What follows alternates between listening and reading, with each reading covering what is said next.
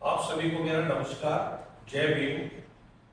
आज का ये जो हमारा कार्यक्रम है दलित विमर्श, इसलिए हमें जरूरत पड़ी। हमारे साथी जो हमारे साथ हैं, हम लोगों को सोचने के लिए मजबूर हमें करना पड़ा। जो हाल फिलहाल में आपने देखा कि पिछले 3 दिन पहले हमारे आदरणीय मल्लिकार्जुन खड़गे जो दलित समाज से आते हैं और इंडियन नेशनल कांग्रेस की प्रेसिडेंट है पूरे देश की, वो हल्द्वानी उत्तराखंड में एक कार्यक्रम करने जाते हैं, सभा करते हैं और उसके बाद एक वर्ग ने उसका शुद्धिकरण करा, उसको स्टेज को धोया गया, वहाँ हवन करा गया। और ये छुआछूत की जो ये बीमारी आज तक नहीं जा रही। आज हम 80वां पर्व स्वतंत्रता दिवस का मनाने जा रहे हैं और आज भी ये मानसिकता जो है उसके लिए हमारे साथ जितेंद्र कुमार जी, जो retired IRS custom and excise, ex president of Ambedkar Sabha Gurgaon, पूर्व प्रधान भारतीय बौद्ध महासभा, नेशनल ऑर्गेनाइजर भारतीय बौद्ध महासभा, भीम आर्मी के प्रदेश के महासचिव भी रहे हैं। और हमारे दूसरे भाई रतन सिंह जी, जो अभी हाल फिलहाल में प्रेसिडेंट अम्बेडकर सभा गुड़गांव और organising sector of all Haryana Ambedkar and Ravidas Sabha Panchkula sector 5 से हैं। विजय कुमार जी, जो प्राइवेट सेक्टर से आते हैं और दलित चिंतन पर काफ़ी बात अपनी रखते हैं। समय समय में प्राइवेट सेक्टर में कोई भी बात होती है। हमारे साथ हमारे भाई इंद्राज सिंह जी, जो रिटायर्ड CDI दिल्ली पुलिस से हैं और अम्बेडकर वादी और अम्बेडकर विचार और अम्बेडकर जी का प्रचार काफ़ी करते हैं। तो हम आज आपके बीच में इसलिए आए, जैसे मैंने कहा कि जो छुआछूत की बीमारी आज तक खत्म नहीं हुई है, जहाँ पर जैन जी और जैन अल्फा 21वीं सदी में हम हैं और उसके बावजूद भी नहीं। तो मैं जितेंद्र कुमार जी से मैं चाहूँगा कि क्योंकि इन्होंने यूपी के गांव से निकलकर और रिटायर्ड IRS तक का अपना सफर तय करा, काफ़ी संघर्ष करा और काफ़ी संगठनों में भी रहे। समय समय पे दलित आवाज़ भी इन्होंने बड़ी बुलंद करी, आवाज़ उठाई। तो मैं चाहूँगा कि आप इस नजरिए को किस एंगल से आप देखते हैं जो खड़गे जी के साथ छुआछूत? मैं चाहूँगा कि आप अपनी बात करें। पहले तो मैं अपने सभी व्यूअर्स को जो है जय भी बोलूँगा और जय श्रीनाथ। और अभी सुधीर जी ने जो क्वेश्चन किया उसका जो मैं विश्लेषण करता हूँ तो देखता हूँ कि इस देश में हजारों साल से 2 विचारधाराएं काम कर रही। एक मनुवादी विचारधारा काम कर रही है और एक श्रमण विचारधारा काम कर रही है। मनुवादी विचारधारा का मतलब ये है कि उसमें ऊंच नीच, जात पात, छोटा बड़ा और सारी तरह की उसमें जो है इस तरह की चीजें। एक श्रमण विचारधारा है जिसमें सब लोग बराबर। लेकिन जब देश आजाद हुआ तो ये शक्तियाँ जो थी, मनुवादी शक्तियाँ जो थी, तब ये उस टाइम प्रशस्त थी, मतलब इनका कोई ज़्यादा अहम रोल नहीं था। उस टाइम जो है श्रमण संस्कृति या लेकर चलो कि संविधान के द्वारा जो शक्तियाँ दी गई थी समाज को या प्रशासन को, तो उस पर वो ये जो इस तरह की जो घटनाएं थी उस पर थोड़ा सा अंकुश था। लेकिन पिछले जो 12-14 साल हुए हैं, और साफ साफ बोलूँ तो जब से जो RSS का रेजिम आया है, BJP का रेजिम आया है, तब से ये शक्तियाँ पुनः जो है स्थापित हो चुकी है।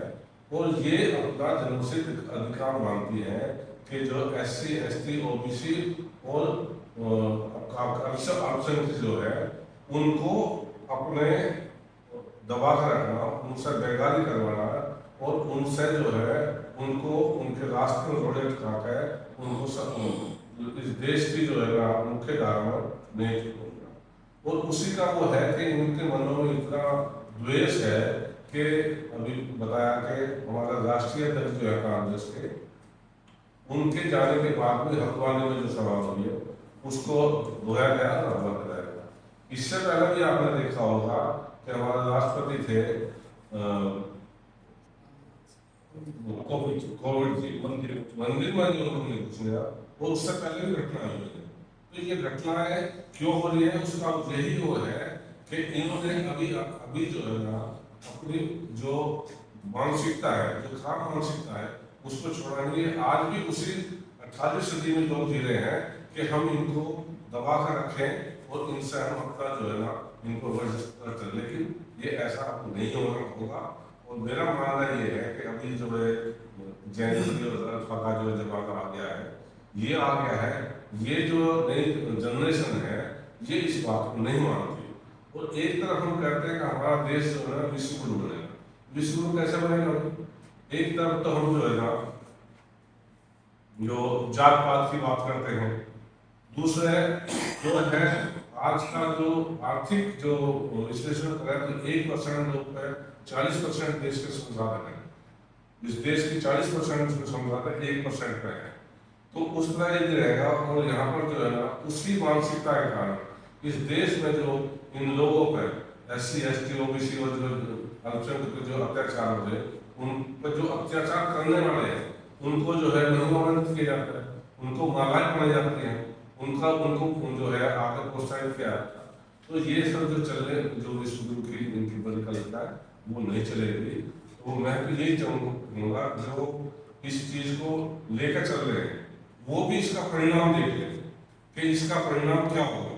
क्योंकि यदि इसी तरह चलता हो तो इस देश में एकदम जो है ना इसी तरह जैसे कि अभी 10-15 दिन पहले जो उसके दिल्ली में हुआ है, ये पूरे देश में होगा और पूरे देश में होगा तो हम अपना पुलिस को कैसे कराएंगे, किस तरह अपना आपको स्थापित करेंगे इस संसार में। हमें देखना तो चाहिए चाइना और अमेरिका को, और हम देख रहे हैं दूसरे जो हमारे से जो नीचे लोग उनको देश में उनको देख रहे हैं। यदि देश की तरक्की चाहिए तो इस कहीं कोई किसी तरह का भेदभाव नहीं होना चाहिए, जाति का भेदभाव नहीं चाहिए, रंग भेद नहीं होना चाहिए। सारा व्यक्ति हर नागरिक को एक समान अवसर मिलना चाहिए जो वो आगे बढ़े और देश के विकास में अपना योगदान। तो ये सारा चीज हमें छोड़ना पड़ेगा और ये मानसिकता हमें छोड़नी पड़ेगी, क्योंकि जो भी देश आज विकसित देश है वो इन चीजों में नहीं है। वहां पर हर आदमी के लिए आगे बढ़ने का मौका है। और मैं तो यही चाहूंगा कि हम देश के नागरिक हैं और हम सबसे पहले देश का वो चाहते हैं, देशभक्त हैं। हम इस देशभक्ति के उसमें चाहते हैं कि हर आदमी को बराबर का मौका मिले और ये चीजें छोड़ के हम आगे बढ़ना चाहिए। अब मैं इंद्रा जी से चाहूँगा, क्योंकि आप दिल्ली पुलिस में इंस्पेक्टर भी रहे हैं CDI में, और आपने कहीं ना कहीं शोषित पीड़ित वंचित लोगों के सुना भी होगा, देखा भी होगा कि जब भी कोई पीड़ित होता है तो पुलिस के पास ही जाता है, और आपने नौकरी भी करी, तो आपने क्या फेस किया? सबसे पहले आप सभी को नमस्कार, जय हिंद, नमस्कार, जय। और मैं अपनी तरफ से मेरी सोच से आपको इस अर्ध स्वतंत्रता दिवस की शुभकामनाएं। हमारे लिए पूर्ण रूप से ये स्वतंत्रता दिवस नहीं, जो आज के हालात गुजर रहे हैं, जिनको हम लोकल मीडिया की तरफ से देखते हैं, व्हाट्सएप के द्वारा या कभी कभी अखबार में भी सुनने को मिल जाता है, ये समाज के द्वारा जो सामाजिक घटनाएं होती हैं उनके बारे में सुनते हैं, तो ये स्पष्ट जाहिर है कि हम स्वतंत्र नहीं हैं। जब तक हम अपने अधिकारों का जो प्रकृति की तरफ से हमें दिए गए, जो हमारे जीवन निर्वाह करने के लिए संसाधन दिए गए हैं, उनका हम स्वतंत्र रूप से प्रयोग नहीं कर सकते अपने जीवन यापन के लिए, तो हम स्वतंत्र कहाँ? और इसका मुख्य कारण क्या है? मैं सोचता हूं, जहां तक मेरी अपनी सोच है, ये फिलहाल की शासन व्यवस्था है। भारत वर्ष की शासन व्यवस्था जिस पार्टी के हाथ में है, उन लोगों के विचार हमारे समाज के प्रति अच्छे नहीं। उन लोगों के अंदर हमारे प्रति द्वेष भावना है, इसीलिए उनकी सहायता से एक वर्ग विशेष हमसे नफरत करता है, और वो वर्ग विशेष ही जो भी हमारे पूर्व वक्ता जी ने अभी बताया, हल्द्वानी में जो हमारे राष्ट्रीय अध्यक्ष श्री मल्लिकार्जुन खड़गे के हल्द्वानी में आने के बाद जो उस जगह का, उस स्थान का शुद्धिकरण किया गया, हवन कराया गया, इस बात का ये द्योतक प्रमाण है। सब जिस समय हम नौकरी पर गए उस समय वहां कोई छुआछूत नहीं थी, और जब हम पढ़ते थे गांव के स्कूल में भी नहीं थी। हम आपस में एक दूसरे के कपड़े भी पहन लिया करते थे और खाना भी खाते थे। और तब मैंने नौकरी की है 38 साल तक, मेरे साथ एक ही बर्तन में बैठ करके हम सभी वर्ग के लोग, चाहे वो जाट है, हीर, गुजर, ब्राह्मण, नाई, तेली, खाती, कोई भी, हम सब एक साथ भी खाना खाते थे। किसी ने कोई छुआछूत या कभी जाति का नाम ही नहीं लिया। लेकिन सन 2014 के बाद ये नई बीमारी छुआछूत की देखने को मिली। इस छुआछूत के कारण और जाति के कारण, जाति के विघटन के कारण ही देश गुलाम हुआ था, और अभी भी इस छुआछूत और जाति के विघटन के कारण ही देश की गुलामी की नींव रखी जा रही है। इसमें कोई दो राय नहीं। इसके परिणाम हम भविष्य में भुगतेंगे, हम नहीं तो हमारे आने वाली औलाद, जनरेशन भुगतेगी। अगर हमने इसके प्रति कदम नहीं उठाया तो ये देश के लिए इसको घातक परिणाम होंगे जो भुगतने होंगे, और ना मालूम कितने समय तक के लिए हमें ये परिणाम दुख दें। तो मैं समझता हूं इस देश में सभी नागरिकों को समान समझा जाए, उनके साथ छुआछूत नहीं की जाए।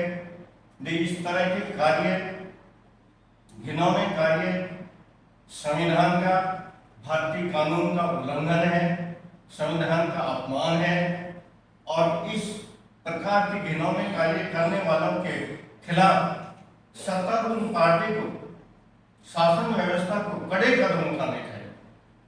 जब तक इनके खिलाफ कड़ी कार्रवाई नहीं होगी, भारत में एकता या भाईचारा या समरसता स्थापित नहीं हो सकती। नाम ही समरसता का है।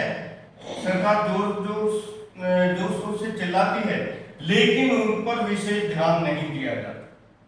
जिस तरह देहात में लोग कहते हैं पेट पापी व्यक्ति हैं, इसी प्रकार ये सत्तारूढ़ पार्टी, ये सरकार हमारे प्रति, विशेष तौर पर दलित वर्ग के प्रति पेट पापी है। इन लोगों के दिमाग में, इनके दिलों में हमारे प्रति नफरत भर चुकी है। जब तक ये नफरत को नहीं निकालेंगे, देश में शांति स्थापित नहीं होगी। फिलहाल शांति स्थापित नहीं है, अराजकता है। अत्याचार पहले भी होते थे, लेकिन इतने घिनौने अत्याचार नहीं होते थे। उन अत्याचारों के खिलाफ कड़ी कार्रवाई, कानूनी कार्रवाई होती थी, परंतु अब अत्याचारों के खिलाफ कानूनी कार्रवाई करने में ढील दी जाती है। अत्याचारियों का स्वागत किया जाता है, और जिनके साथ अत्याचार होता है उन लोगों के खिलाफ भी एक्शन लिया जाता है। ये बड़े दुर्भाग्य की बात है। ये एक इंसान की नहीं, ये एक देश के दुर्भाग्य की बात है। ऐसा नहीं होना चाहिए। और देश कैसे विश्व गुरु बन सकता है जब इन लोगों के अंदर भाईचारे की, ये समरसता के विचार नहीं है। देश को आगे बढ़ाने के लिए जो विचार हमारे महान पुरुषों ने स्थापित किए थे, उन पर तो चलते नहीं। कैसे देश विश्व गुरु बनेगा?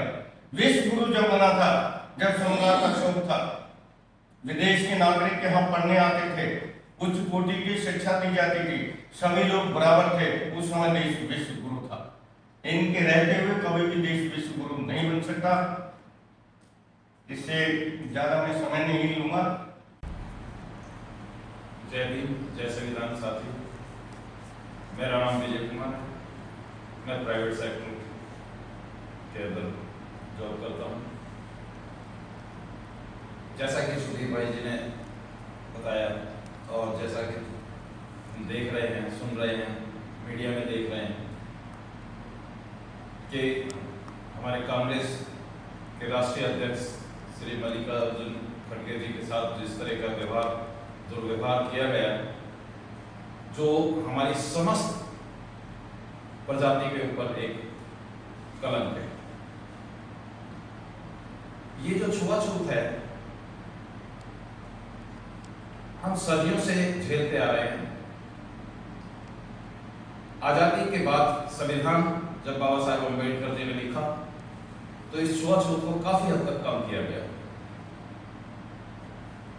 लेकिन बड़े दुख की बात है कि 2014 में जैसे ही ये सरकार, आरएसएस की सरकार और भाजपा की सरकार ने दस्तक दी, तो हमारे बीच ये बीमारी दोबारा से पनपाई जा रही है। और इसके पीछे सबसे बड़ा जो कारण है वो है इन लोगों को हमारी तरक्कियां नहीं देखी जा रही है, क्योंकि बाबा साहेब अम्बेडकर जी ने हमें जो शिक्षा का अधिकार दिया और शिक्षा के अधिकार से हम अपने अधिकारों को लड़ने के लिए जिस तरह से हमें एक हथियार दिया, वो हथियार आज इनको बर्दाश्त नहीं हो रहा है। हम देखते हैं कि प्राइवेट सेक्टर के अंदर, जो कि जितना भी प्राइवेट सेक्टर है वो सारा का सारा ऑर्गेनाइज है, एक पर्टिकुलर वैश्य समाज से जुड़ा हुआ है। उन वैश्य समाज के जो जितने भी ऑर्गेनाइजेशंस हैं, उनके अंदर किसी भी दलित एग्जीक्यूटिव, चाहे वो कितना ही इंटेलिजेंट है, आपने कहीं भी नहीं देखा होगा कि कोई सीईओ है, एमडी है या कोई अच्छी पोस्ट पर है। उसके पीछे सबसे बड़ा रीजन है कि वो लोग नहीं चाहते कि हम उनके साथ बराबर में बैठ सकें।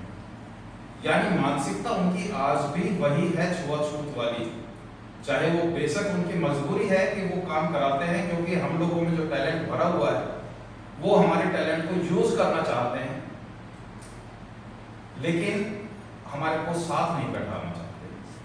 तो ये जो मानसिकता है, इस मानसिकता की वजह से प्राइवेट सेक्टर के अंदर आपने देखा होगा कि कहीं भी हमारे जितने भी एग्जीक्यूटिव्स हैं, बहुत अच्छे इंटेलिजेंट कैंडिडेट्स हैं, लेकिन कभी भी किसी को सीईओ या एमडी के रैंक तक नहीं भेजा जाता। तो मैं यही कहना चाहूंगा कि हम लोग सभी इस दंश को झेल रहे हैं। हमारी जो पीढ़ी है उसको हम एजुकेट कर रहे हैं ताकि उनको ये दंश ना झेलना पड़े और वो अपने पैरों पर खुद खड़े हों। अभी मुझे बड़ी खुशी है कि हमारी जो दलित समाज की जो एसोसिएशन है चैम्बर ऑफ कॉमर्स में, वो भी डेवलप हो चुकी है और उसके अंदर बहुत अच्छे इंटेलिजेंट इंडस्ट्रीज, काफ़ी बड़ी इंडस्ट्रीज उसके अंदर एस्टैब्लिश हो चुकी हैं। और उस एसोसिएशन के साथ हमारे दलित समाज की जितनी भी फैक्ट्रीज हैं वो सभी उनके साथ एसोसिएट हैं। तो मुझे बड़ी खुशी है कि इस तरह की जो चीज़ें, इस तरह की जो मुहिम चल रही हैं वो चलती रहनी चाहिए और हमारे समाज को काफ़ी हद तक ऊपर बढ़ना भी चाहिए। लेकिन जिस तरह का खड़गे जी के साथ हुआ और हमारे समाज के ऊपर एक तमाचा मारा, हमें सोचने पर मजबूर कर दिया है कि अब हमें इनके खिलाफ आवाज़ उठानी ही पड़ेगी।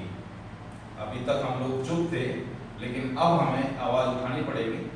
और इन्हीं शब्दों के साथ मैं ज़्यादा समय ना लेते हुए आपका धन्यवाद करता हूँ।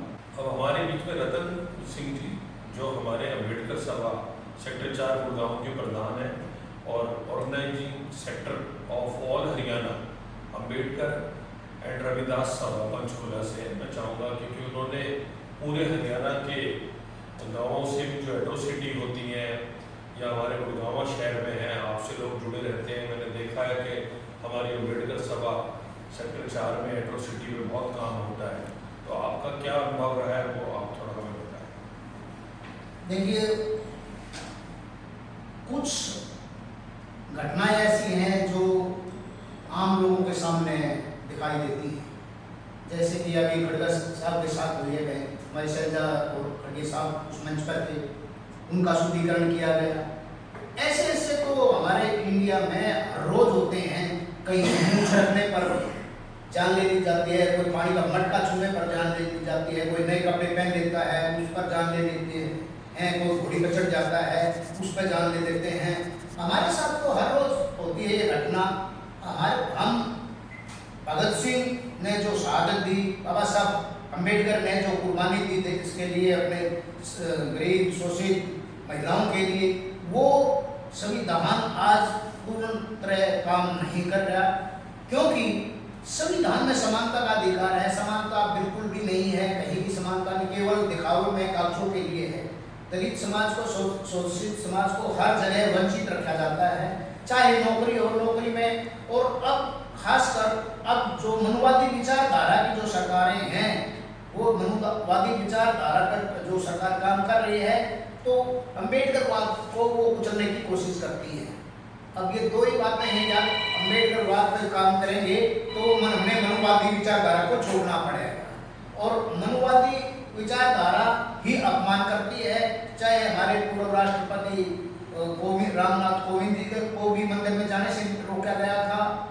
और अब जो स्टेज पर जो देश की सबसे बड़ी पंचायत अपोजिशन है राज्यसभा में, हमारे खड़गे जी, उनका अपमान किया गया है। हम ये कहते हैं कि शुद्धिकरण करो, अच्छी बात है, लेकिन देखने की बात यह है कि कानून का कोई डर नहीं है, उसका अपमान करते हैं। छुआछूत का कानून बना हुआ है, उस कानून का अपमान करते हैं। और हम ये नहीं कहते भी किसी ने किया है, लेकिन सरकार पर उंगली क्यों उठती है जब कोई सरेआम कानून की धज्जियां उड़ा रहा है, छुआछूत कर रहा है, छुआछूत पे कानून है, सरकार उस पर कोई एक्शन नहीं लेती, कोई एफआईआर नहीं करती, चुप है। चुप का मतलब ये है सरकार का उनको संरक्षण है। इसलिए इस तरह की घटना तो हमारे समाज में, दलित समाज को, शोषित समाज को हर जगह से आज वंचित रखा जाता है। नौकरी में भी कहने को रिजर्वेशन रह गई है। अब ये कौशल रोजगार के अनुसार भर्ती करते हैं, उसमें कोई रिजर्वेशन का प्रावधान नहीं है, वहाँ बिल्कुल खत्म है। कांग्रेस के टाइम था, लोगों को आश्रय मिलते थे, प्लॉट मिलते थे, लेकिन अब वो सारी योजनाएं हैं वो सब बंद हैं। आजकल तो योजना ये है, अब लोगों को अपंग बनाया जा रहा है। दुर्भाग्य देश का ये है जो 40-45 करोड़ की पॉपुलेशन में 81 करोड़ लोग फ्री का खा रहे हैं, इसलिए उनको अपंग बनाया जा रहा है। उनको रोजगार की तरफ, उनकी तरफ कोई ध्यान नहीं है सरकार का, उनको अपंग बना रहा है कि आप फ्री खाओ और वोट दो। ये देश का दुर्भाग्य है। जबकि देश विश्व को उन्नति तब करेगा जब निचले पायदान का आदमी ऊपर पहुंचेगा। आज यहाँ हम जगह जाते हैं, भिखारी चुराहे पर हर जगह खड़े होते हैं, सब हर कोई लूट खसोट मची हुई है। गरीब आदमी को हटाने की कोशिश करता है, उसको न कोई सरकार सुनती है, उसकी न राजनीति सुनती है। राजनीति में भी जो हमारे रिजर्व नुमाइंदे हैं वो अपने खुद की बात करते हैं, समाज की बात नहीं करते। इस सरकार में हमने देखा है 14 साल में अब बाबा साहब की विचारधारा पर संविधान के अनुसार बहुत कम काम होता है।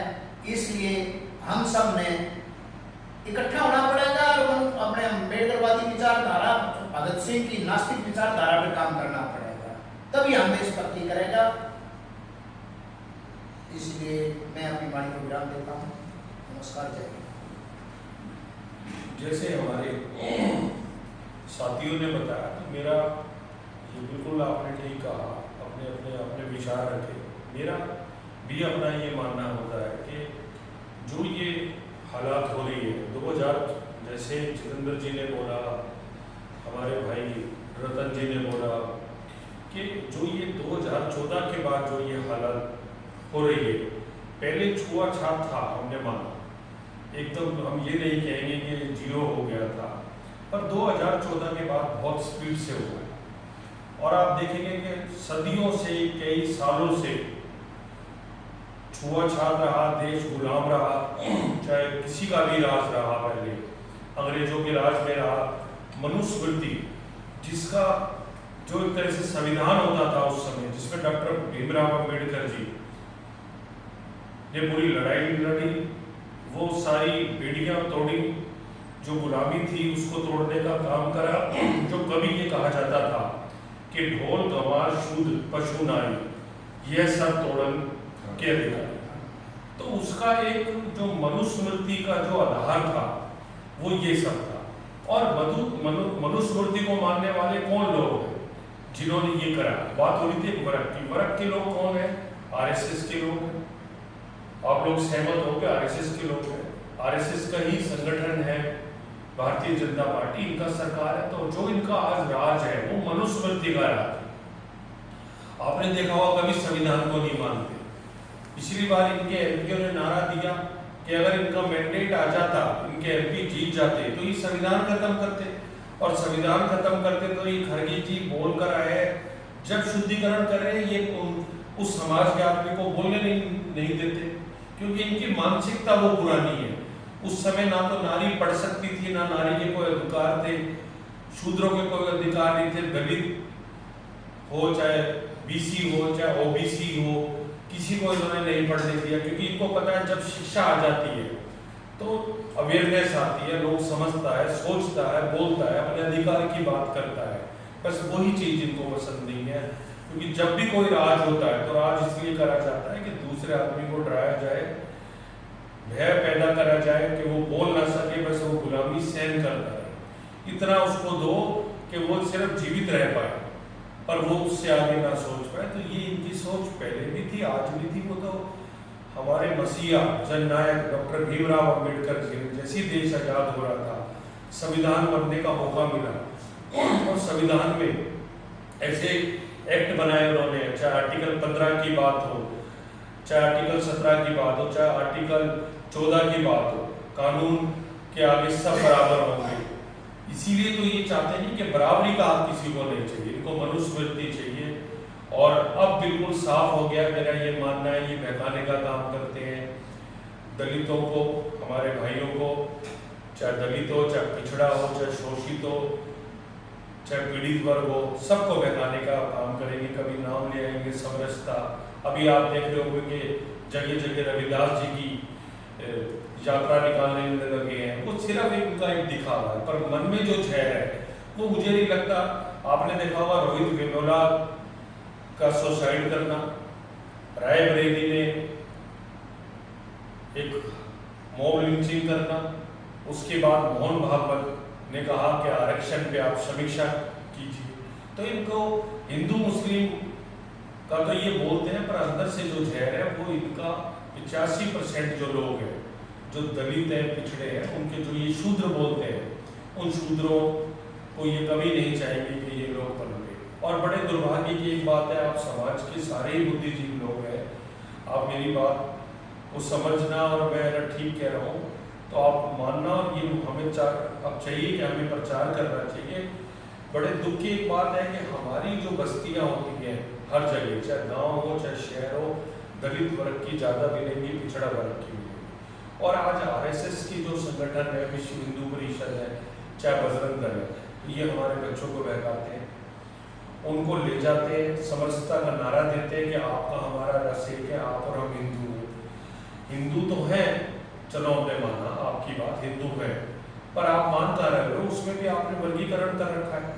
जो बाबा साहब हमें वर्गीकरण करके जो हमें इकट्ठा कर गए थे, अनुसूचित जातियों को इकट्ठा, आप उसको बांटने का काम करते हैं, उसको विभाजन कर देते हैं, क्योंकि आपकी स्पेशलाइजेशन है विभाजन करना, धर्म के नाम पे, जाति के नाम पे, किसी भी चीज में देख लो आप विभाजन में आप आसान है। आपने दलितों में विभाजन करते हैं, और दूसरी तरफ जो दलित वर्ग है उसमें, चाहे पिछड़ा वर्ग है, उसमें विभाजन कर देंगे, पर उनका काम नहीं करेंगे, कभी कोई तरक्की नहीं होने देंगे, उनके बच्चों की पोस्ट खाली पड़ी है, बैकलॉग में हमेशा चली जाती है। बस आप उनको बहकाने का काम करते हैं। और आप मैंने जिससे कहा कि बच्चों को बहकाने का काम करते हैं, उनको तलवार भाले, जब कभी ये कोई लड़ाई करवाते हैं धर्म के नाम पे किसमें, तो सारे बच्चे आप देखेंगे जो पढ़ाई लिखाई में अपना ध्यान ना दें और उनको भटका देते हैं, कभी कोई चीज़ उठा कर ले आते हैं, कभी धर्म के नाम पे, चाहे किसी भी चीज़ के नाम पे आप देखेंगे वो हमारे ही बच्चे। और बड़े दुख की बात है कि हमारे ही बच्चों का एक टूल की तरह इस्तेमाल करा जाता है, और हमारे ही समाज के जब लोग बढ़ चढ़कर पढ़ लिख जाते हैं तो ये बचा नहीं पाते, उनके साथ छुआछूत करते हैं। इससे बड़ा एग्जाम्पल आज की डेट में हो नहीं सकता।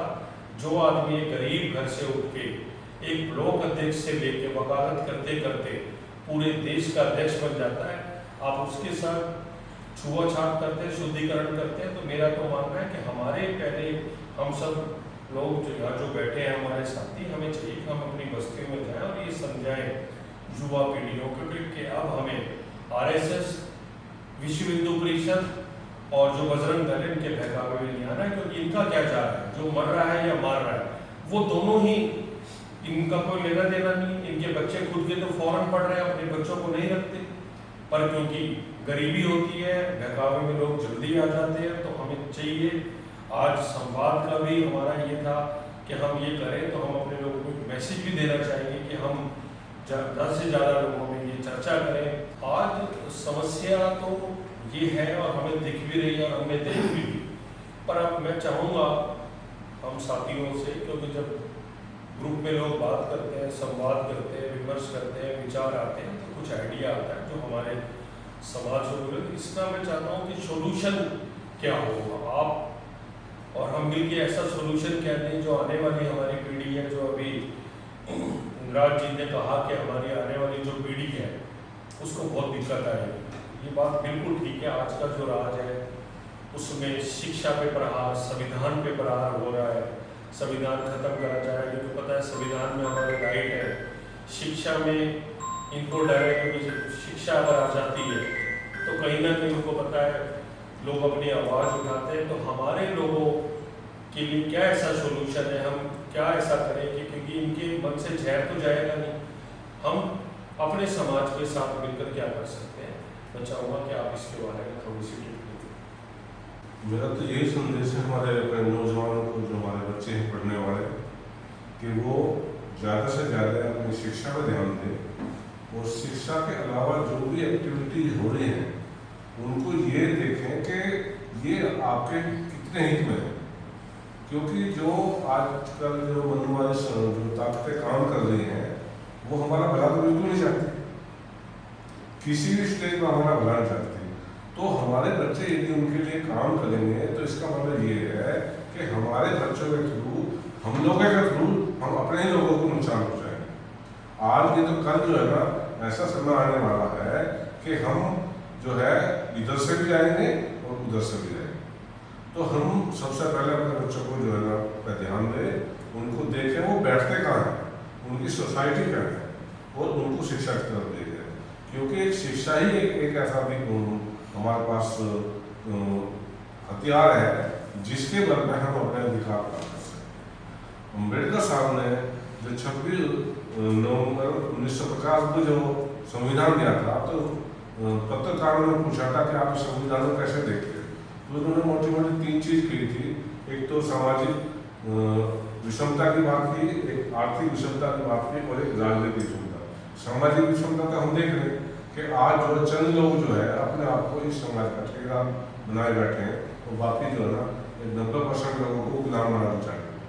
दूसरे जो आर्थिक विषमता तो ये है कि 1% लोगों पर इस देश के 40% संसाधन है।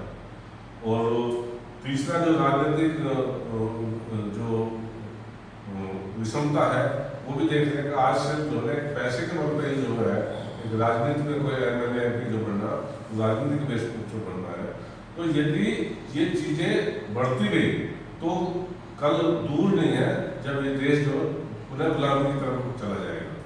आज भी जो हम जो अमेरिका या बड़े बड़े जो देश हैं वो जो बोलते हैं हम राष्ट्रीय तौर पर, उनकी हम लानी पड़ती है, हमारा कोई वजूद नहीं है। जबकि ये इससे पहले नहीं था, हम सब 2014 से पहले तो था ही नहीं। तब तक हम स्वतंत्र रूप से, हमारी विदेश नीति थी, हमारी जो है आर्थिक नीति स्वतंत्र थी, विदेश नीति स्वतंत्र थी। और आज जो है सरकारी स्कूल बंद किए जा रहे हैं, उसका क्या होगा? उससे क्या हम भी स्कूल बन पाएंगे? बिल्कुल नहीं बन पाएंगे। और मैं तो रोड में कहता हूँ कि आज ये चीज़ें सब चीज़ SC ST OBC और ऑप्शन के साथ हो रही है, कल को जो दूसरा वर्ग है वो भी इसकी चपेट में है, वो भी बचने वाला नहीं है, वो भी उसी में जाएगा। तो आप देख लीजिए कि हम इस देश को 18वीं सदी में ले जाएंगे, 18वीं सदी में ले जाना चाहते हैं। बिल्कुल नहीं ले जाना चाहेंगे। हम तो यही चाहेंगे, अपने हुक्मरानों से चाहेंगे कि उनको सद्बुद्धि रहे। इस देश में जो स्वर्णिम युग रहा है, भगवान बुद्ध की जो विचारधारा है वो बनता यहाँ पर, और उसके अनुसार यह काम करे, तभी हम आगे बढ़ सकते हैं। और हम विशेष रूप से अपने समाज के बच्चों को लिए कहेंगे कि वो समझ के काम करें, किसी के जो है बहकावे नाम है, किसी ऐसी संस्था के साथ ना जुड़े जो हमारे लिए हानिकारक हो। तो और ज़्यादा समय नहीं होगा, तो सभी को मेरी तरफ से जय भीम, नमस्कार। दो बातें अभी बहुत अच्छी तरह स्पष्ट की, और सुधीर चौधरी ने और जितेंद्र सिंह, कि सबसे पहले हमें अपने बच्चों पर ध्यान देना होगा, अपने बच्चों को गलत सोसाइटी से बचाना। अगर हम इसमें कामयाब हो जाते हैं तो हम हर चीज पर विजय प्राप्त कर लेंगे। दूसरा, बाबा साहब ने कहा था, शिक्षा वो शेरनी का दूध है जो पिएगा वो दहाड़ेगा। जो इन्होंने 96,000 स्कूल बंद किए, अगर हम 50 के एवरेज पे लगाए तो 40-45 लाख जवानों का, और उनमें सभी गरीब लोग हैं, उनका इन्होंने जीवन चौपट कर। शिक्षा आज वैज्ञानिक युग है, बिना शिक्षा के कुछ नहीं है। हमें अपने बच्चों पर शिक्षा पर ध्यान देना होगा, गलत सोसाइटी से बचाना होगा। और जो इनके हवन है या शुद्धिकरण है, ये तो एक पाखंड है। अगर इससे पृथ्वी या मनुष्य शुद्ध हो जाए तो हमें भी शुद्धि क्यों नहीं कर लेते। जो हिंदू धर्म के गुर्जर या ठाकर या पंडित या हमारे दलित वर्ग, ये जाट वर्ग जो मुसलमान बन गए हैं, पहले परिवर्तित हो गए, वो होना भी चाहते हैं हिंदू में, तो उनका क्यों नहीं शुद्धिकरण कर लेते, उनके हिंदू में कन्वर्ट कर ले। एक पाखंड है। ये पाखंड का मतलब सिर्फ ये है कि जातियों में फूट डालना, दलित वर्ग के प्रति नफरत पैदा करना, और ये नफरत इस देश को ले बैठे। अभी हमारे बाबू सुधीर चौधरी ने कहा था जो हथियारों के बारे में, हमारे बाबा साहब ने हमें हिंसा नहीं। अगर अहिंसावादी हुआ है तो इस देश में एक ही आदमी हुआ है, डॉक्टर भीमराव अम्बेडकर। गांधी ने हिंसा करा, उसका एक नारा भी था, या तो करो या मरो। वो हिंसा करते थे, लेकिन बाबा साहब ने कहीं भी हिंसा का नाम नहीं लिया। असली अहिंसावादी बाबा साहब थे। हम उनके पद चिन्हों पर चलने वाले हैं, और अंत होता है हर चीज का। जब हमारे समाज को ये दिखाई देगा कि हमारा अहिंसा से काम नहीं चल रहा, तब आगे चल के कोई अलग कदम उठाने की सोचेंगे। जब तक हम सक्षम हैं, हिंसा से काम लेंगे और अपने समाज को समझाएंगे, शिक्षा की तरफ उन्हें अग्रसर करेंगे। शिक्षा एक अभिन्न अंग है, बिना शिक्षा के हम प्रोग्रेस नहीं कर सकते।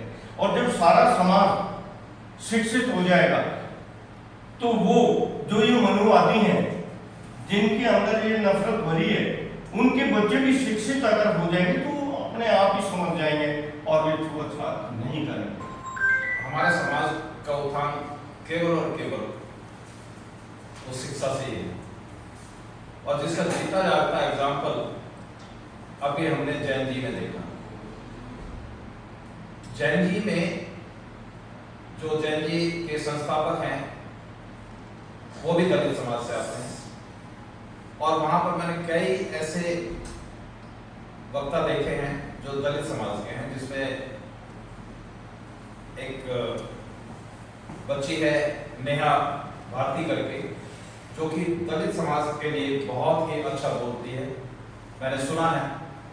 और मुझे खुशी हुई इस बात की कि हमारे दलित समाज के अंदर जब बच्चे पढ़ लिख के और इस तरह की डिबेट जब वो खुले हम कर सकते हैं, तो इससे बड़ा प्रूफ कुछ नहीं हो सकता कि शिक्षा ही हमारा हथियार है।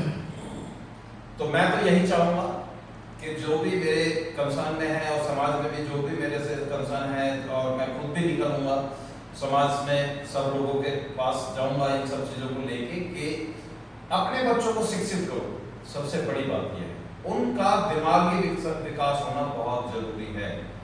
तो मैं सभी की बातों से और सभी के जो विचार विमर्श हैं उनसे सहमत हूँ कि शिक्षा को हमें आगे बढ़ाना है और अपने बच्चों को बहुत अच्छे से शिक्षित करना है, ताकि उनका दिमागी, आर्थिक रूप से, दिमागी तौर से उनका विकास हो, शारीरिक रूप से विकास हो और हम संगठित रहें।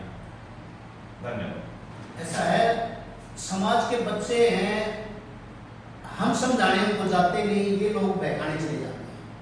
वो समझाने की बजाय बहकाव में आ जाते हैं। अगर हम उनको समझाने में कामयाब हो गए हैं तो वो इनकी भकाई नहीं लगेंगे। अब उन्होंने देख लिया है रोजगार कुछ नहीं है, शिक्षा कुछ नहीं है, शिक्षा लाखों स्कूल बंद कर दिए हैं। जहाँ हमारे गरीब बच्चे, हमारे दलित शोषित समाज के बच्चे पढ़ते थे वो स्कूल बंद हो गए, लाखों स्कूल बंद हो गए हैं। तो हम कहाँ जाएंगे? प्राइवेट स्कूलों की फीस, बड़े लोगों के स्कूल हैं, बड़ी मोटी फीस लेते हैं, वो हमारे बच्चों को EWS के नाम दाखिल तो कर देते हैं, लेकिन उससे पूरा भेदभाव रखते हैं, उनको कुछ नहीं पढ़ाते, नाम मात्र से वो सरकार से भी पैसे वसूल लेते हैं। सरकार भी यही चाहती है कि इनके बच्चे ना पढ़ें और यहीं रह जाएं हमारे बहकाव में। अगर ये पढ़ लिख गए तो फिर हमारा धर्म को कौन बचाएगा, रक्षा कौन करेगा? ये सारी लड़ाई धर्म की है, जबकि हमारा धर्म से कोई लेना देना नहीं है, क्योंकि हम अम्बेडकरवादी विचारधारा के आदमी हैं, हम भगत सिंह नास्तिक विचारधारा के आदमी हैं, भगत सिंह और बाबा साहब के विचारों के आदमी हैं। तो हम अपनी बात समझाएंगे, वो बातें समाज के बच्चे हमारी समझ जाएंगे। ये हमने थोड़ी जिम्मेदारी लेनी पड़ेगी समाज के हर सचेत नागरिक का कर्तव्य है कि वो अपने अपने इलाके में जाए और अपने बच्चों को समझाए, ना कि बहकाए। अगर हम समझाने में कामयाब होंगे तो इनकी भकाई वहां नहीं चलेगी। अब रोजगार नहीं है, रोजगार तो खत्म कर दिए इन्होंने, ये चाहते ही नहीं लोग रोजगार करेगा तो फिर फैसिलिटी मिलेगी तो बच्चों को पढ़ाएगा, बच्चे पढ़ लिख के तो आवाज उठाएगा, आवाज को ये दबाना चाहते हैं। और भेदभाव, ये तो हमारा संघर्षशील आदमी है, हमने तो हजारों साल लाखों सालों से हमें छुआछूत को झेला है, दमन को झेला है, लेकिन हम उसे डरने वाले नहीं, उसे डरने वाले लोग नहीं है। हम पहले भी लड़े थे अपने अधिकारों के लिए, आज भी लड़ेंगे। आज हम टाइम लग सकता है, लेकिन हम अपनी जनरेशन, आने वाली पीढ़ी को हम ये नहीं कहेंगे कि हमारे बाप दादा ने क्या नहीं किया, वो ये कहेंगे हमारे बाप दादा भी खूब लड़े थे। और मैं तो एक और बात कहना चाहता हूँ समाज के बच्चों को, आहों से पत्थर पिघलेगा, इस धोखे में मत रहना, तुम्हें कहीं इंसाफ मिलेगा, इस धोखे में मत रहना। भारत के जर्रे जर्रे में सबका अपना हिस्सा है, बुला बुला कर कोई देगा, इस धोखे में मत रहना। भाग्य और भगवान हमारे केवल एक छलावा है, ईश्वर ही कल्याण करेगा, इस धोखे में मत रहना। कहा किसी ने तेरे हाथ में धन दौलत की रेखा है, छप्पर फाड़ के धन बरसेगा, इस धोखे में मत रहना। इसलिए सभी ने, हमने अपने बच्चों के लिए, आने वाली जनरेशन के लिए संघर्ष करना है, अपने बच्चों को समझाएंगे और शिक्षा पर ध्यान देंगे और देश के भविष्य को उज्जवल बनाने के लिए हमारे बच्चों का बहुत बड़ा योगदान होगा। और आज तक जो भी सरकारें हैं, हम सरकार के भरोसे नहीं है, सरकार हमारा कोई वो नहीं है, तो और भी ज्यादा सारे संसार देख रहा है कितने एट्रोसिटी कितनी बढ़ रही है। पहले क्या था, हमारे SC आयोग का बड़ा डर था, अब कोई डर नहीं है। SC आयोग में जाओ, वहां भी कोई नहीं पूछने वाला। अब तो सरकार नाम के हमारे समाज के लिए तो बिल्कुल जीरो है, कोई भी कानून का किसी को कोई डर नहीं है, कहीं भी अत्याचार एट्रोसिटी हो जाती है, पुलिस कार्रवाई नहीं करती। ज्यादातर जो हमारे SC एक्ट में केस दर्ज भी होते हैं ना, उनको भी कैंसिल, 90% कैंसिल हो जाते हैं, छोटे छोटे अप्रोच आ जाती है, उसको देखकर वो कैंसिल कर देते हैं। हमारे लोगों को दबा के दस्तक करा ले देते हैं, भाईचारा बना के रखना है, इस तरह के बहाने दे देते हैं कि आपने इसी गांव में रहना है, क्या करोगे। गांव में, शहरों में, हर जगह हमारे समाज को दबाया जा रहा है। इसके लिए हमें जागरूक होना पड़ेगा, हमारे बच्चों को और अपने नौजवानों में आगे आना पड़ेगा। बाबा साहब की विचारधारा, बाबा साहब की 4-4-5 बच्चों को परिवार की कुर्बानी हम व्यर्थ नहीं जाने देंगे, उनके सपनों को पूरा करेंगे और हम लड़ाई लड़ेंगे और जीतेंगे। धन्यवाद। अभी जैसे हमारे साथी भाई रतन ने बोला कि भाई अब समय आ गया है समझने का, बाहर निकलने का, और अपने समाज को समझाने का। हमारा समाज समझा हुआ है, पढ़ा लिखा समाज है, सारी बात समझता है, पर कुछ शक्तियाँ ऐसी हैं जो मनोवादी शक्तियाँ हैं, वो घुमा फिरा के ऐसी कोई बात करते हैं कि वो बहकावे में आ जाते हैं। मेरा ये मानना है जो 2014 है, चाहे 2020 है, चाहे 2024 का जो इनका राज है, ये दलित और पिछड़ों की वजह से है। अगर वो वोट नहीं देते तो ये राज नहीं कर पाते। और बड़ी दुर्भाग्य की बात है कि उनको बहकाकर ये वोट लेते हैं और वोट भी देते हैं और उन्हीं का ही नुकसान करने लगे। ये समझना बहुत जरूरी है, यह समझाना बहुत जरूरी है। और दूसरी तरफ हमारे जैसे साथियों को जो राजनीति करते हैं, उनको भी अब पावर में, पॉलिसी में इन्वॉल्व होना पड़ेगा। ये नहीं है कि हमें पद मिल गया तो हमारे पास पावर आ गई, क्योंकि जब हम पद लेकर पद तक ही सीमित रह जाते हैं तो कभी समाज का उद्धार नहीं कर पाते, ना अपनी आवाज को हम उठा पाते हैं।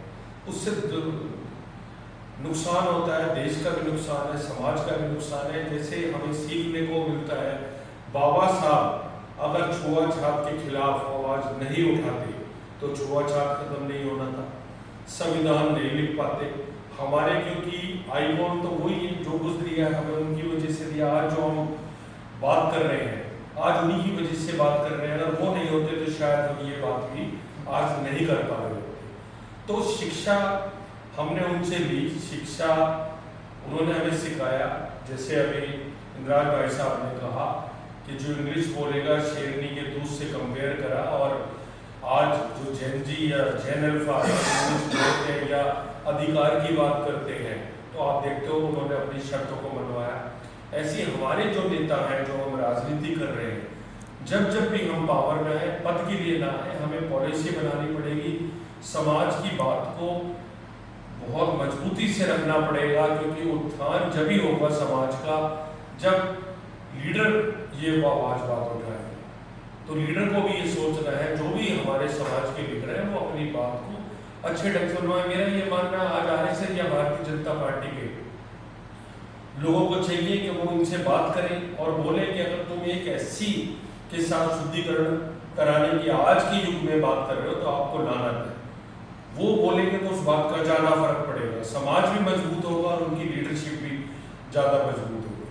और दूसरा मेरा अपने बच्चों से ये कहना है, जो हमारे नए बच्चे आ रहे हैं इनके बहकावे में ना आए, अम्बेडकर साहब को पढ़े। आज जो नई जनरेशन आ रही है, क्योंकि हम जितना अम्बेडकर साहब को पढ़ेंगे, जितना उनको खंगालेंगे, उससे हमें नॉलेज मिलेगी, समाज के प्रति लगाव होगा। क्योंकि जो मशाल वो हमें दे गए थे, जो जंजीरें उन्होंने तोड़ी थी गुलामी की, आज उस मशाल को, जैसे हमारे भाइयों ने कहा कि हम उसको आगे लेकर अब जाएंगे, अपने लोगों के बीच में जाएंगे, अपने लोगों को समझाएंगे, जब जाकर क्योंकि बात बनेगी। क्योंकि आप देख रहे हैं, जैसे ही सरकार, मैंने कहा कि दलित पिछड़ा वर्ग ने उनकी सरकार बनाई, ऐसे ही आपने देखा होगा इन्होंने SC/ST प्रिवेंशन एक्ट के साथ छेड़खानी करने की कोशिश करी। तो 2 अप्रैल को बिना लीडरशिप के पूरे भारत देश में दलित इकट्ठा हुआ और ये घबराकर, आपने देखा होगा कि उस एक्ट को नहीं छेड़ पाए। आज यही छुआछूत वाली बात, या जो हमारे बैकलॉग है, या हिडन इनके जो एजेंडा है, जो हमारे आरक्षण पे प्रहार कर रहे हैं। इन्होंने नया अभी जैन जी का जब आंदोलन हो रहा था तो बीच में एक चर्चा करवा दी थी कि आर्थिक बेस पे हो या जाति बेस पर हो, क्योंकि इसमें डिवीजन हो जाए आपस में। ये की सोची समझी छाल। आज आप एक तरफ कहते हैं आर्थिक के बेस पे होनी चाहिए डिवीजन कराने के लिए, और दूसरी तरफ आप शुद्धिकरण कराते हैं, आज भी मॉब लिंचिंग आप करवाते हैं। तो ये आपको सोचना पड़ेगा, पहले आप अपने दिमाग को दुरुस्त करें, हमारे लोगों को बहकाना बंद करें। और मेरा अपने लोगों से अपील है कि जो आज सुन रहा है, ज़्यादा से ज़्यादा लोगों में चर्चा करें, इनके बहकावे में नहीं आए। नफरत जितनी ये पैदा कर सकते हैं, ये नफरत कर रहे हैं। हमारे SC जो भाईचारा है उसमें नफरत इन्होंने पैदा कर दिया, विभाजन करा के। हमें नफरत से दूर रहना है। नफरत आप जानते हैं कि पूरे देश में नफरत फैल रही है। राहुल गांधी जी ने जैसे कहा कि मोहब्बत की दुकान नफरत के बाजार में हमें लानी है, तो हमारा ये मानना है कि हमें भी अपने समाज में अपने साथियों के साथ मोहब्बत, जैसे अहिंसा की बात हुई, महात्मा गांधी जी की बात हुई, अम्बेडकर साहब की बात हुई, अहिंसा से सारे रास्ते खुलते हैं। हम अहिंसावादी अम्बेडकरवादी हैं, तो हम चाहेंगे कि अपने बीच में अपना भाईचारा बनाएं और किसी के बहकावे में न आए। इन्हीं शब्दों के साथ धन्यवाद। आप सभी को मेरी तरफ से नमस्कार, जय भीम, जय संविधान।